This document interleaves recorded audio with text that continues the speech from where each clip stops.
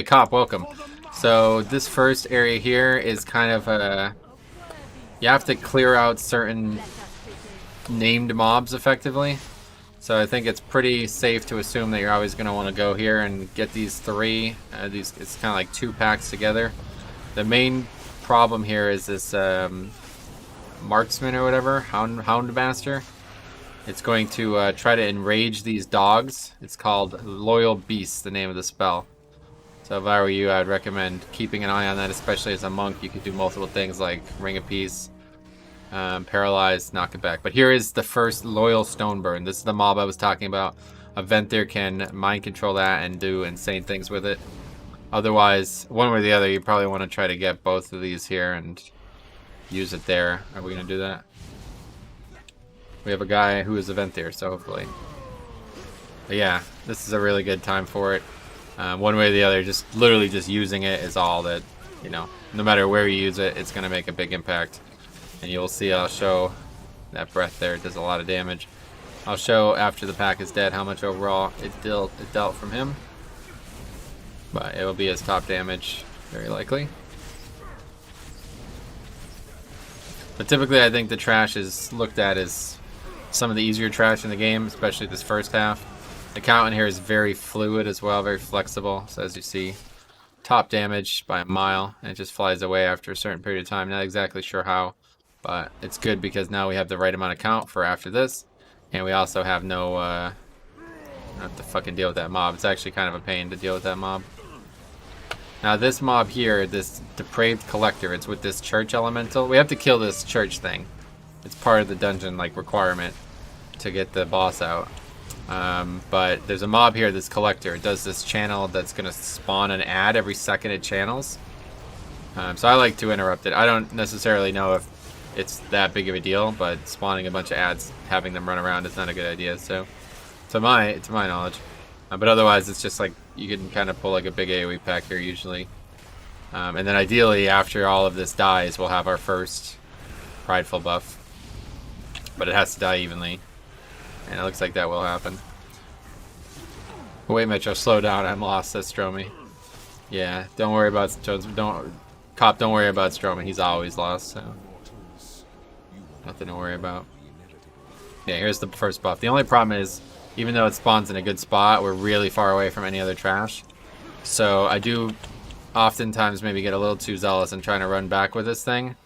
And it causes people to not be happy for whatever reason. But obviously you want to get this buff and go right to more trash, I feel like. So just one main thing to make sure you're not hitting people with that, obviously.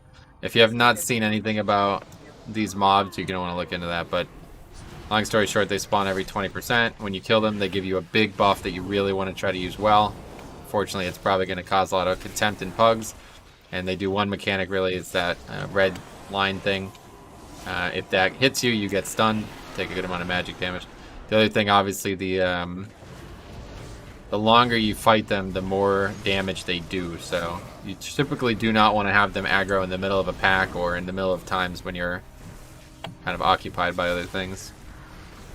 What does the buff do? 30% damage. I think it's like a 60% movement speed buff as well.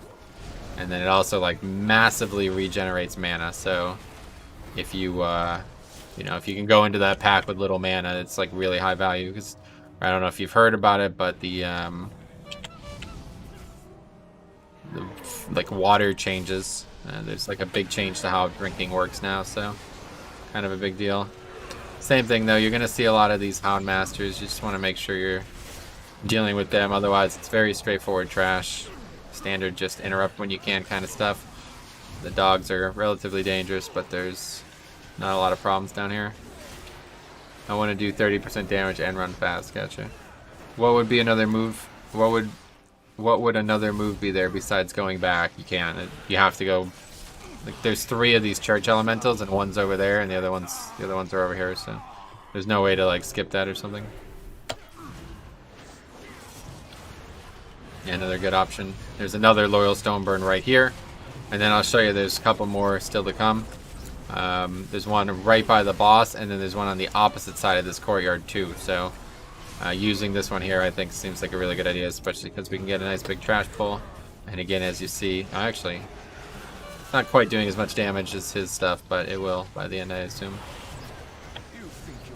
We also have a buff here that's not perfect, but it's good. I'll probably die here. Okay, good. We got it. Not perfect, but it works out. But typically, I'd say this trash is probably the easiest trash in the game here. It's just making sure that you use the buffs right. They're so valuable. And I think they're definitely the best. I don't know if anybody would disagree with this. Anybody disagree that they're the best buffs in any dungeon? Maybe the ones in whatever, Necrotic Wake, but those aren't all. They're not even all buffs for the Covenant.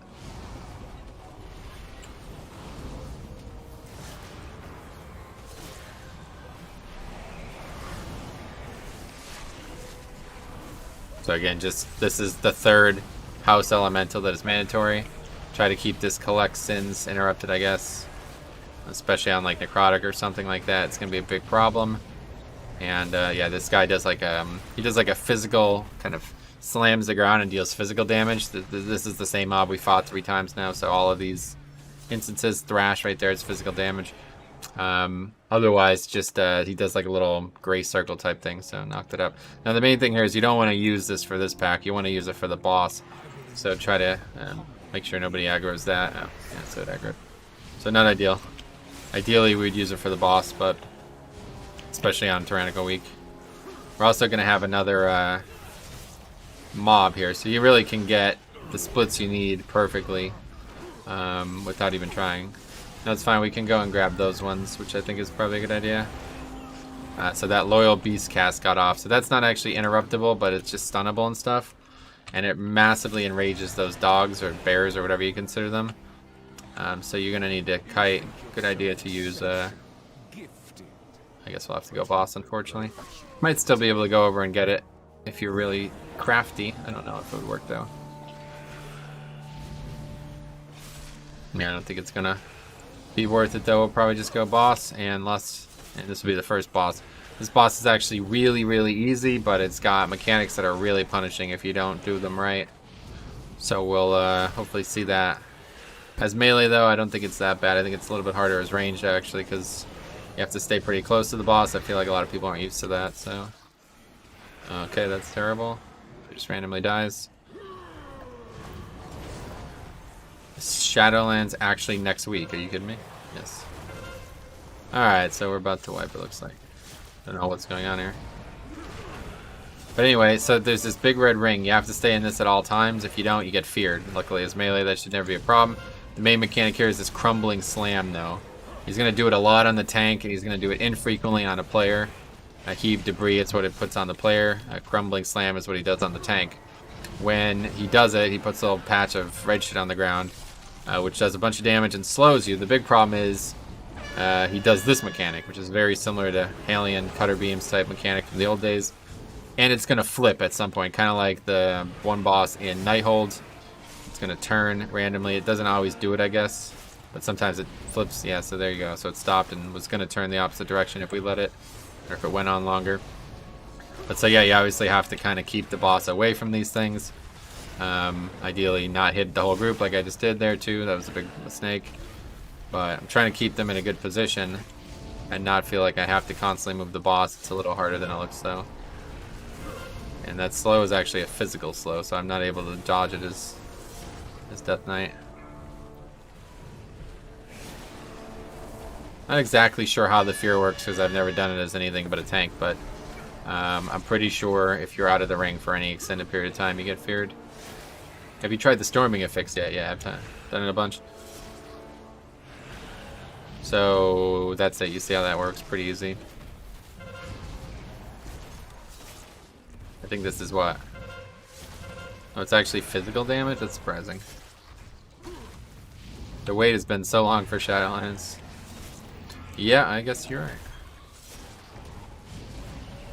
How annoying is it for melee? I think, like I said, I think this is actually an easier fight for melee. Because they're already used to not, like, they already can move a lot. This is a lot of movement, this fight, you know? The big thing is not hitting everybody. See, everybody's all stacked up, so the next tank mechanic he did, he would have hit all 4 of those people. Now that's a lot of damage. You really don't want to go back through that, but I think it's probably better to quickly go through it if you're going to take any damage from it at all. I don't mark my words on that, but I think that that would probably be the right play.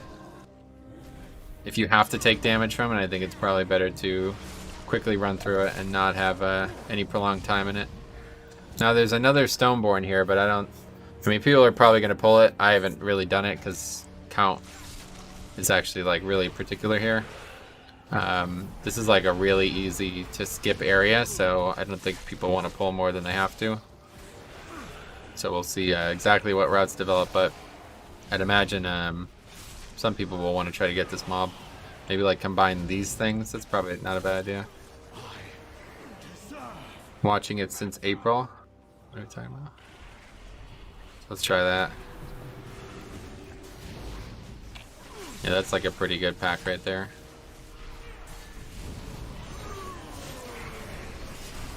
It's something the tank should kite out of or just dance around. I wouldn't say there's any kiting that you can do. Because like the mobs just spawn it randomly, so. As you see again, at that time it's actually is top damage by a ton. Well, it was. It's a very big buff, let's put it that way. As a tank on that fight, you want to make sure you don't slam other people. Yeah, unfortunately, it's not as easy as it sounds. Like, it's a group-wide mechanic. I can't not slam other people if people are standing in front of the boss. Like, I have to progress the boss in a certain way, otherwise we won't be able to do the fight. Oh, yeah, we should have shouted. No, we need count, though. We need 80%. I think John meant the storming affix. Me too. The storming affix isn't really something you could reliably kite out of because the mods will just keep spawning it at random intervals, so you can't really, you'd just be kiting forever, basically. You could try to do that, but it'd be better to just kind of probably do your best to dodge it. Again, we need counter. We're not shrouding anywhere.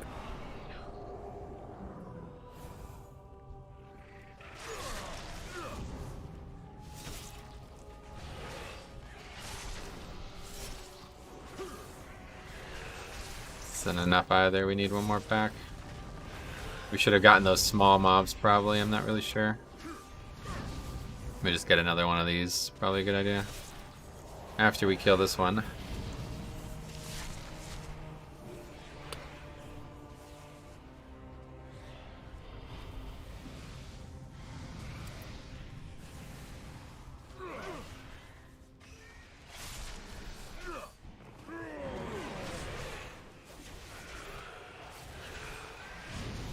Yeah, this will be perfect count now. So yeah, these like we were kind of just alluding to there, a lot of this trash is like very skippable, like even without Shroud.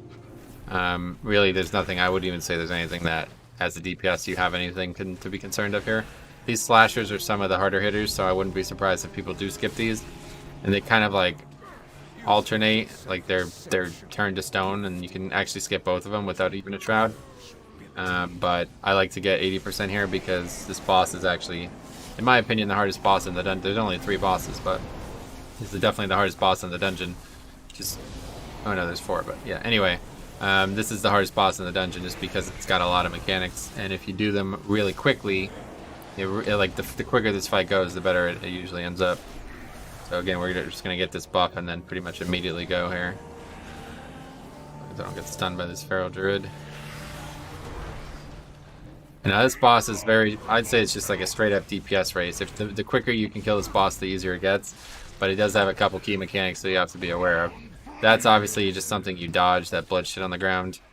The main mechanic here is he's going to call ads, okay? And these ads are going to be like a really important thing. But you need to get them all grouped up if you can. Because they, first of all, when they die, they turn to stone.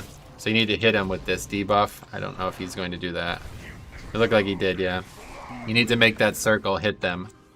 And if you don't, then they're just going to respawn next time he does the mechanic. Meaning there'll be twice as many ads. There's another mechanic though. It's a curse. I think it's... yeah, it slows you. It kind of like makes the fight a little bit harder because you're going to gradually get slowed and then eventually turn to stone as well. So then when he puts that, so Curse of Stone, you see this goes out. Eventually it's going to turn me to stone, so you have to quickly get away before it does. Now I'm turned to stone, and then this person's going to get leapt on, and if there was ads still up, you need to use that to hit the ads. And that's actually the whole fight. It's just typically, you know, if it goes on 5 or 6 times, the damage we're going to take from this is going to be a lot. It's going to get really out of control, especially without grips. The mobs are going to be all spread out too, so there's pretty much always going to be more ads up. But this is tyrannical and our group isn't really that good, so we definitely have a little bit of a problem with that.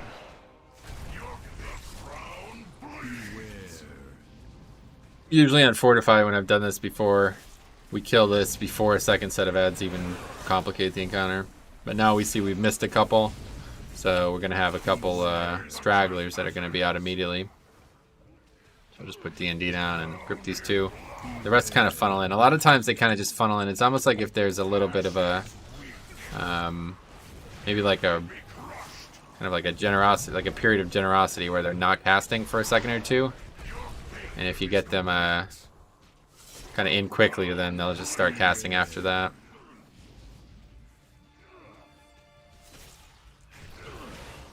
But that's the whole fight. It's actually really easy. It's just not necessarily one that you want to fight for as long as we've been fighting it.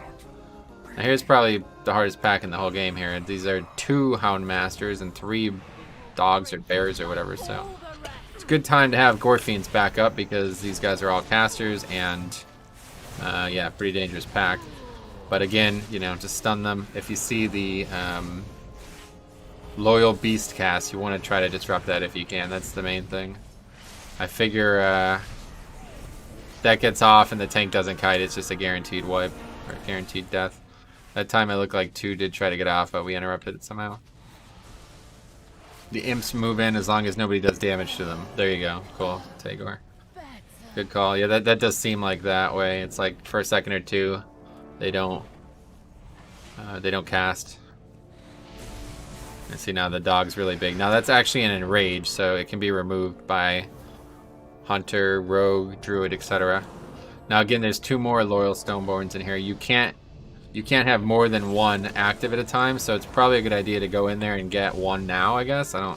Unless you're sure there's 2 Venthirs, which I guess is probably the safer bet, is just assume there's 2. Yeah. Looks like we'll get 1 now, and then you can take the next one for the boss. Oh wait, where'd the other one go?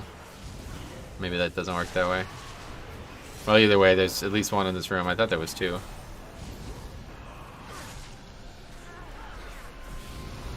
Again, we have another one of these collectors. This collect sins mechanic gonna spawn all these ads, so just try to interrupt. Otherwise, again, standard just AoE.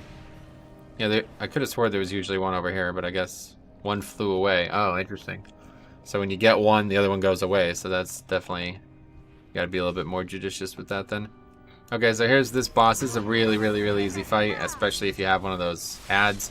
But long story short, it's just a bunch of interrupts, and it's gonna summon these ghosts that can't be killed, and they walk towards you.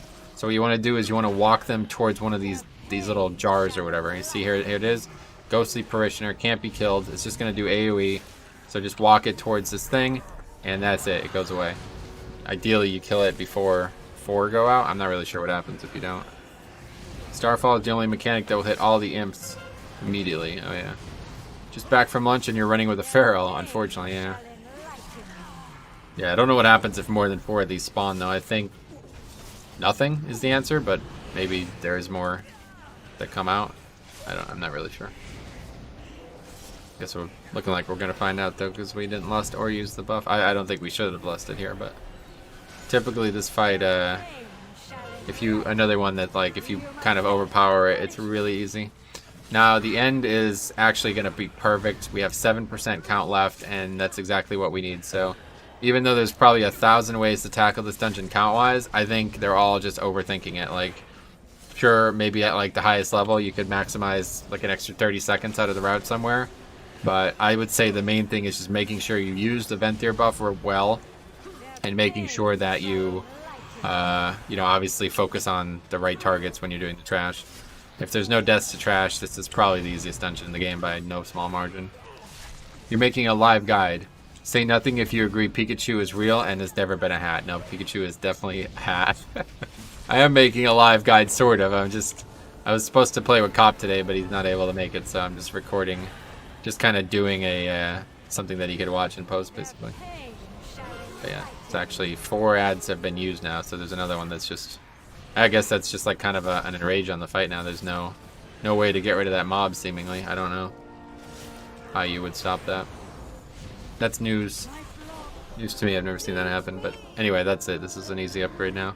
So this area is very interesting. These ghosts are not actually like proper trash, but they're part of this kind of mini boss, and he cannot be damaged. Like, he's gonna drain on these ghosts constantly. So what you want to do is you want to just kind of spread cleave out, kill them as fast as possible. He's also going to summon these manifestations of envy, which is not ideal, obviously. Just, you know, kill them too.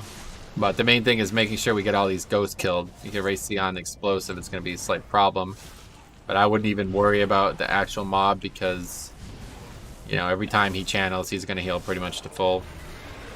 See, yeah, literally instantly to full. So we're just wasting all this damage. And the longer he's alive, though, the more of these ads he's going to spawn. So obviously you want to try to just handle this whole area as well as you can. We're not handling it great because I don't have threat on anything yet again. The perennial issue. We got people running all around doing weird shit. Ideally, you'd probably just go from pack, like there's 4 segments of these mobs. Everybody would just go from 1 to 1 to 1 to 1. That's what I would like to see, but doesn't always happen. Either way, this is going to be like a perfect ending to this dungeon. It gives 7% count, I'm pretty sure. And as long as you don't have like 99% count, you're getting exactly what you need to end this dungeon. Even if you went over count, I wouldn't even say it's that big of a deal because it's just having the buffs at the right time is a little bit more important than anything in this dungeon. And that, I mean, the prideful every 20% specifically. So the healer's back though. So it's a long run back. I don't know where he is. Healer has died. Pretty sure he's died 6 times. I don't know of anybody else who died. I think maybe I died once.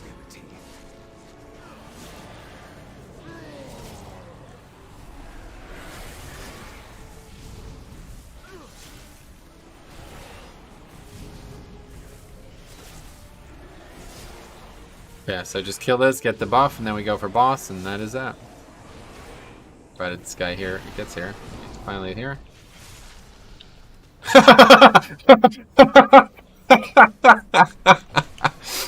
Oh man, yeah, I kind of agree, Jake. I tire of your boorish presence. It seems I must deal with you myself. Be gone, rabble! Okay, so this boss, let that play real quick. Seen Pat? Really? He needs professional help. Yeah, I agree. Anyway, yeah, so this boss is kind of cool. His main mechanic is these statues, which are kind of like an ambient part of the fight. He kind of throws them at random people, so you want to dodge them. It's kind of hard to dodge them, honestly. It's not the end of the world if you get hit by one, but obviously it's kind of just a constant mechanic, so maybe you move them a little bit to make that easier. But this is the main mechanic here. Now he's going to pull them all together, and now you're going to make sure you get out of the way of him. Then he's going to shoot them out, and then he's going to do a mechanic here where he's going to try to channel on all 4 of them, and you need to block them. If he channels on them, they explode. Otherwise, if he channels on them, he hits everybody. Otherwise, he just hits one person. So it's a really good time for defensive and AMZ. But past that, it's a very, very easy fight. Just block the statues when you need to. Don't get hit by the telekinetic toss when he's throwing them at you, and don't get hit when he pulls them in and kind of shoots them out. And obviously, move out of that. I guess that's pretty obvious, but. So now he's going to do Door of Shadows. He's going to pull them all in, so don't get hit by them on the way in. So yeah, they actually go to like the cardinal direction, so a little bit harder than it looks. And that is that same mechanic over and over again. See, I'm not even taking it because I have AMS up. He's actually unable to channel it on me, so that's kind of cool, I guess. But nothing special. Definitely going to be a DPS having to soak that, so make sure you're ready for that. Big thing is maybe like not accidentally all soaking the same one. And then that's the whole fight. An easy upgrade, as you see. You know, in a landscape where we've been struggling to even finish 10s, this is definitely the easiest key. Especially if you have good boss damage, because really this is all bosses, like the only. Apparently he does like a frontal too, so that's easy to dodge. But that's it, Cop. Hope you're feeling better. Hope Seinfeld gets professional help for his addiction to padding DPS. And that's that.